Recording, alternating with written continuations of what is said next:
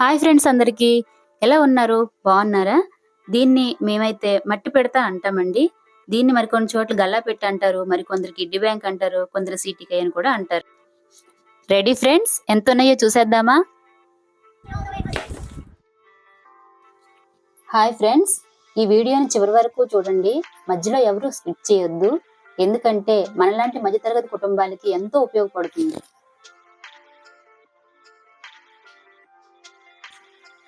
నాకు చిన్నప్పటి నుంచి ఇలా డబ్బులు సేవ్ చేసుకోవడం అంటే చాలా ఇష్టం అండి. ఎందుకంటే ఇది ఒక అలవాటుగా మారిపోయింది అనమాట. కష్టకాలంలో ఉన్నప్పుడు ఈ పిడత అనేది మనకు చాలా బాగా ఉపయోగపడుతుంది. ఇంక డైరెక్ట్గా విషయానికి వచ్చేద్దాం.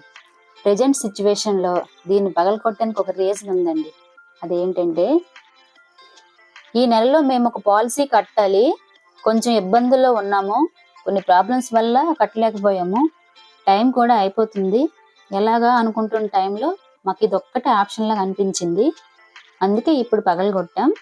మొత్తం డబ్బులు ఎంత ఉన్నాయో లెక్క పెడుతున్నాం. ఇవి పాలసీకి సరిపోతాయో లేదో మిగులుతాయో చూద్దాం.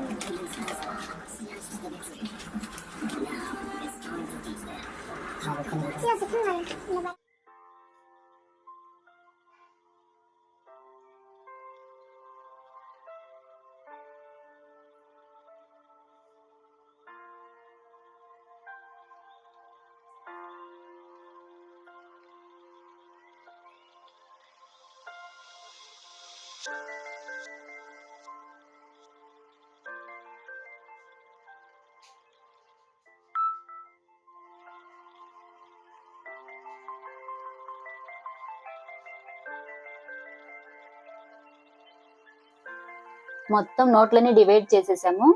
500 నోట్లు ఒక వైపు, 200 నోట్లు ఒక వైపు, 100 నోట్లు ఒక వైపు, 50 రూపాయల నోట్లు ఒక వైపు పెట్టాము. నోట్లన్నీ ఏమి ఖరాబు కాలేదు, అన్ని నీట్గానే ఉన్నాయి. ఎందుకంటే మట్టి పెడతలో వేసాం కదా, అందుకని ఖరాబ్ అవుతాయేమో అని కొంచెం భయపడ్డాము. కానీ ఏం కాలేదండి, అన్ని చాలా నీట్గా ఉన్నాయి.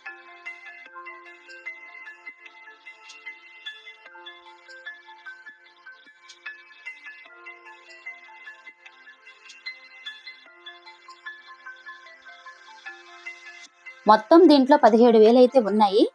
మాకు 15,000 పాలసీ కట్టుగా ఇంకో 2,000 అయితే మిగిలాయి. ఆ 2,000 నేను ఖర్చు పెట్టాలనుకోవట్లేదు, ఎందుకంటే కొత్త సిటీ బ్యాంక్ కొని దాంట్లో వేద్దాం అనుకుంటున్నా. మనలాంటి మధ్యతరగతి వారి ప్రతి ఒక్క ఇంట్లో ఉండాలి ఇలాంటి బ్యాంక్ ఒకటి.